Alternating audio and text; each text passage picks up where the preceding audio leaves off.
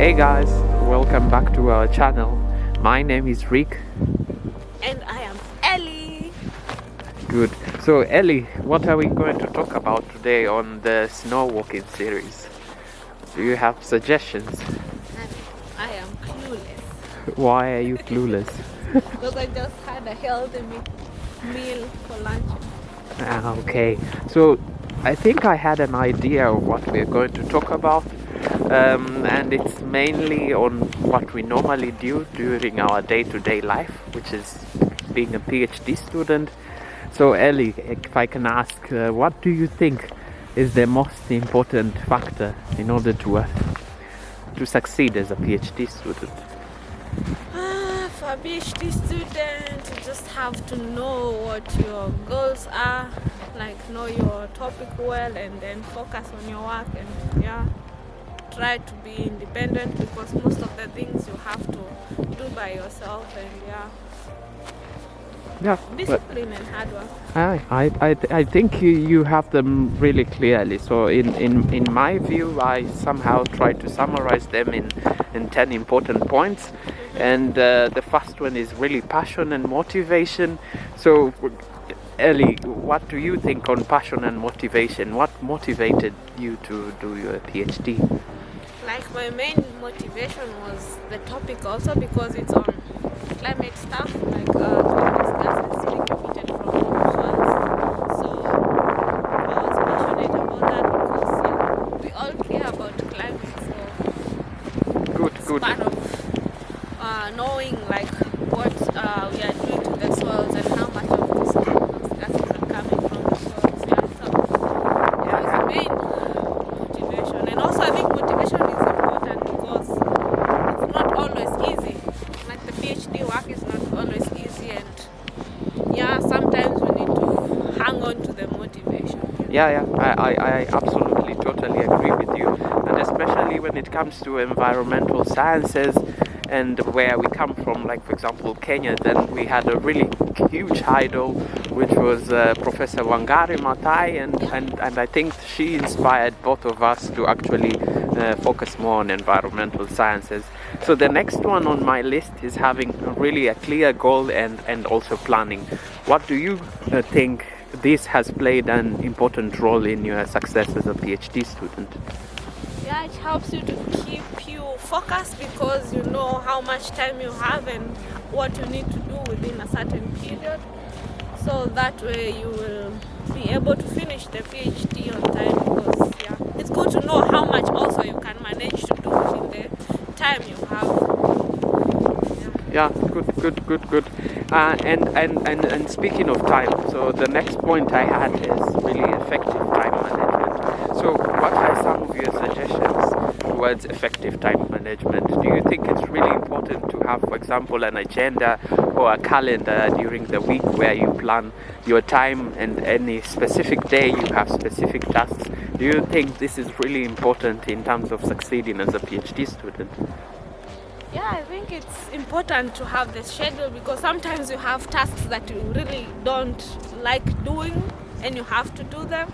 So you have to balance by having such a schedule, and then also it helps you to stay focused and not distracted, so you're able to tick your checklist. So it's important to have such, though sometimes it needs some flexibility. Okay. And the next point, which also somehow relates well to what you have said, is really organizational skills. So really getting your time and also your important things already planned during the week. So and what do you think? I have on my list the fifth one in terms of communication and networking.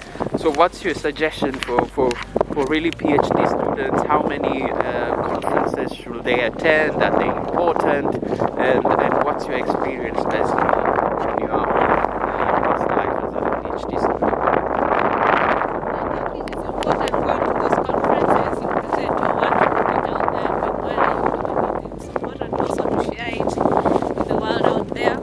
And also during the conferences you get to see what others are doing, and you might come up with such ideas for your future work.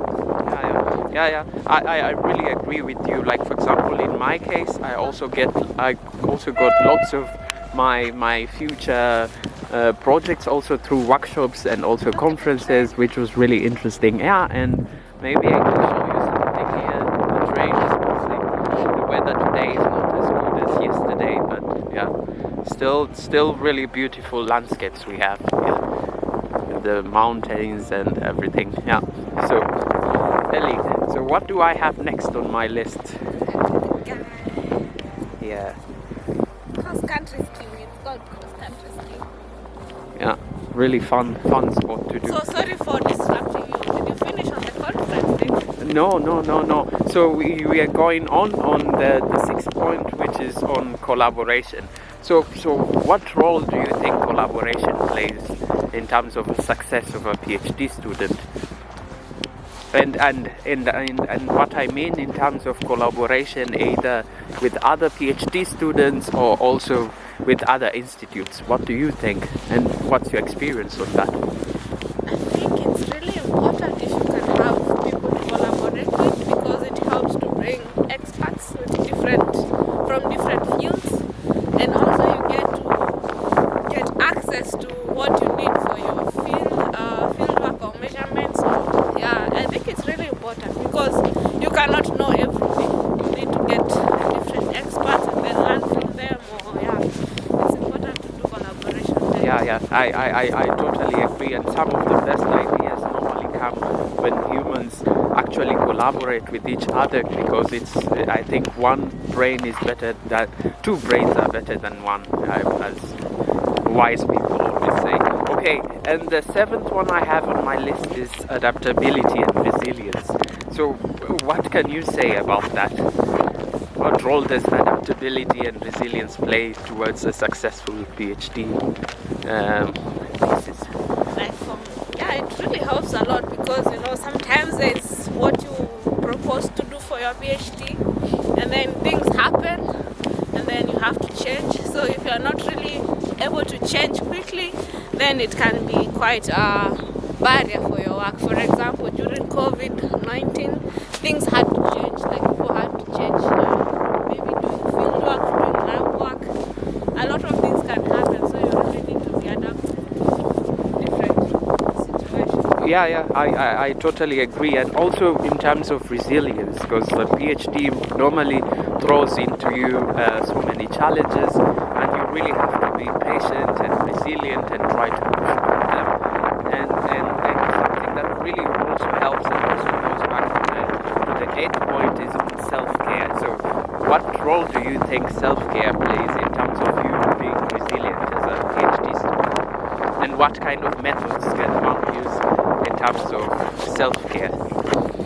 Yeah, so self-care is quite broad, but yeah, if you want to be more resilient, you need to take care of yourself. Like eat healthy, make sure you eat good meals, and then do exercise. It helps you to be resilient. I also really agree. Yeah. I think during my time as a PhD student, I usually took, for example, went out for runs, especially when I felt a bit of the pressure with the work, and that I think really helped my cause as a PhD student. And so on the ninth thing, I have regular feedback. So that means you talk regularly with your supervisors, and then you can know where you stand as a PhD student and your progress, and also know things that you can change. So Elizabeth, can you tell us something about regular feedback and how it has worked for you in terms of your experience? Yeah, it's a learning curve. Feedback goes both ways. It can be, initially it can sound negative, but I mean, if you're really not yet there, you need the feedback to know what to improve, and you need to be in a position to accept the feedback. And I think what is also really important is being also receptive to feedback, because feedback, as Ellie has said, can either be positive or negative, and sometimes you really have to have the strength to really take in this negative feedback and also try to use it as a positive advantage. And lastly on my list, what I have is analytical skills. So mainly really looking at if you, for example, your PhD is working with data and somehow being able to really look at it deep and try to analyze what you can get out of it. How do you think one can develop these analytical skills? Is it through self-learning or attending courses? What's your advice on this? Yeah, so getting these analytical skills can be self-taught. You can also go to summer schools or look for certain courses that you can take and then get the skills or learn from your colleagues also. Yeah, but it's good to have the analytical skills, otherwise it's not possible to publish. Yeah. And I think, Ellie, we have had a really nice chat on how to succeed as a PhD student, and now we can really enjoy the brilliant landscape, like how the sun is being hidden by the clouds, looks so magical, like exactly, and look at the landscape. Oh my God, this is so magical. Yeah, I totally agree. And the beautiful rivers, and I think this is also one of the biggest motivation to study environmental sciences, is because we really want to preserve this natural kind of an environment, especially because the air is also really clear.